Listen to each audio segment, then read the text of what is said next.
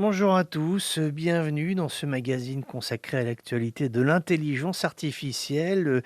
Décision intéressante prise cette semaine par la firme OpenAI qui a décidé de créer un chat GPT Store. L'idée générale est de promouvoir ce que l'on appelle les chatbots.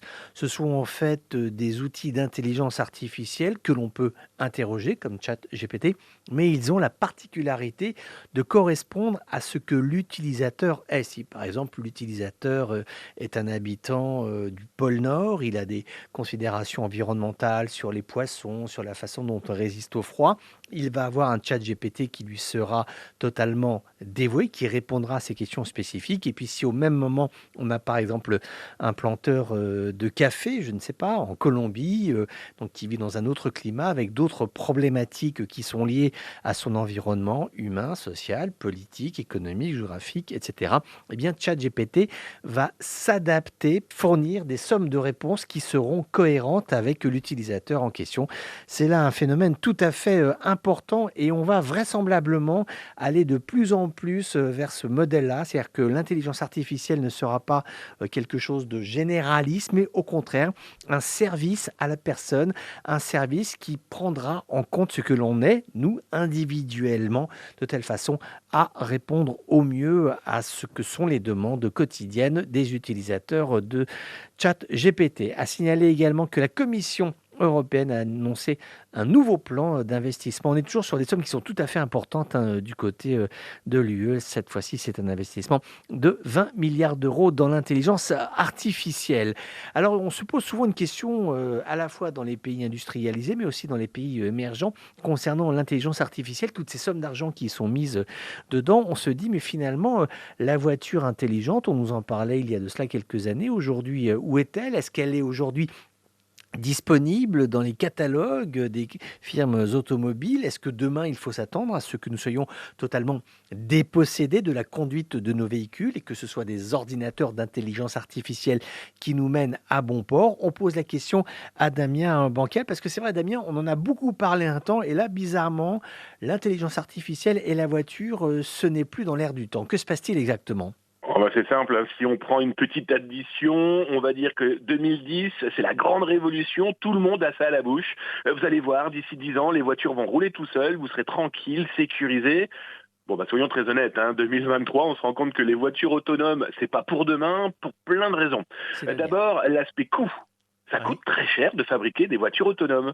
Parce que qui dit voiture autonome dit obligatoirement des technologies qui vont permettre à ces voitures de bouger, de bien prendre le bon chemin. Ensuite, les intelligences artificielles embarquées. On venait de le dire là, mais si un cheval qui passe devant ou un âne, Mmh. ou tout simplement un animal ou une personne de petite taille et que la technologie ne le voit pas, ça pose de véritables problèmes. Et aussi on va dire les avant-gardistes du sujet, aux États-Unis, hein, par exemple, on se retrouve quand même avec plus de 500 000, non pardon, sur 500 000 kilomètres, ils ont le droit à un accident d'une voiture semi-connectée, parce qu'il y a plusieurs niveaux dans les connexions Ouais, et ouais. les voitures autonomes. Mais Donc c'est voilà, ils se énorme! disent le ratio accident et possibilité de confort, Ouais. là aujourd'hui on n'est vraiment pas bon. Mais ça veut dire quoi? C'est parce que quand même, alors après, on va se dire que nous allons nous faire les apôtres du pour, parce que c'est quand même entre nous, c'est le rêve. C'est-à-dire, vous avez la voiture qui vous attend au pied de la maison, vous lisez le journal, vous buvez votre café, tranquillement, vous appelez vos amis et on vous dépose, X minutes plus tard, au travail. C'est quand même formidable quand on sait ce qu'est la contrainte, la fatigue des embouteillages. Ça n'a franchement aucun intérêt de rouler dans un embouteillage.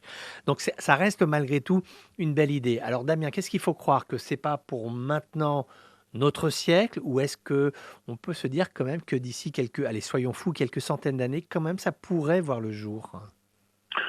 On va peut-être pas parler en centaines d'années, on va plutôt se dire dans une quinzaine, Ah vingtaine d'accord, quand d'années même. Ah où oui, oui, oui, d'accord, parce que les technologies sont là, hein. Clairement les d'accord. technologies sont là. On a plusieurs marques d'automobiles, alors là avant tout de Mmh. luxe, parce que c'est ce qui permet de mettre les moyens dans ces technologies, mais sans les citer, BMW, Mercedes ou Tesla ont clairement déjà des niveaux d'automatisation d'automobiles qui sont loin d'être négligeables. On appelle Mmh. ça les niveaux de 1 à 5, hein. C'est en Mmh. fait 5 échelles. On va regarder déjà dans nos voitures, être capable de vous alerter que vous allez franchir la ligne blanche, Oui. être capable de lire les panneaux, de réduire votre vitesse grâce au GPS et à l'environnement, eh bien on est déjà dans une semi-autonomie. Mais D'accord. l'autonomie à 100%, ça va être très très très compliqué. Pour le moment, ça restera Mmh. dans les films de science-fiction parce que ça reste de l'informatique, ça reste du numérique. On n'est Mmh. pas à l'abri d'un problème. Et donc, pour le moment, aujourd'hui, les voitures semi-autonomes, voilà, par exemple, il y en a certaines qui sont déjà de niveau 3, donc déjà bien avancées dans cette autonomie. Bon, bah, il est hors de question que le propriétaire quitte les mains du volant. Au Bien point sûr, bien qu'on a sûr. vu sur certains Mmh. réseaux sociaux Mmh. la vente de kits permettant de faire croire à la voiture que le conducteur avait bien ses mains sur le volant. Bien sûr, se mettant en danger, Ouais, lui et bien ses sûr. passagers. Ouais, mais et en plus, sachant qu'il y a en quelques mots, c'est vrai aussi qu'après il y a le plaisir de la vie. Enfin moi après chacun, voit midi à sa porte, mais c'est vrai qu'il y a des gens qui adorent la voiture, pour qui c'est une passion, pour qui c'est une culture. Et ça voudrait dire aussi que, en quelques mots, Damien Bancal nous répond à ce point-là. C'est vrai aussi que ce serait un changement de culture pour, nombre d'entre nous. Ah bah, le changement de culture, il a déjà commencé quand on Ouais, voit déjà la petite guerre intellectuelle entre les amateurs de moteurs thermiques et les amateurs de moteurs électriques. bien sûr. Ouais. Certains veulent encore entendre ce petit brombrissement de Mmh. ce moteur thermique.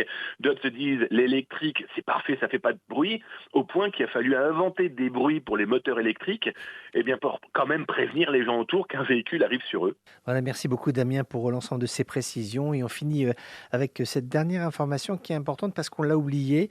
La robotique de la manutention, c'est vraiment un élément alors, sur lequel Amazon a été précurseur hein, parce qu'il y a des masses et des masses et des masses de colis à fournir tous les jours aux millions d'utilisateurs de Amazon. Mais maintenant, ça reste un secteur qui est concurrentiel, hein, qui n'est pas seulement dominé par Amazon.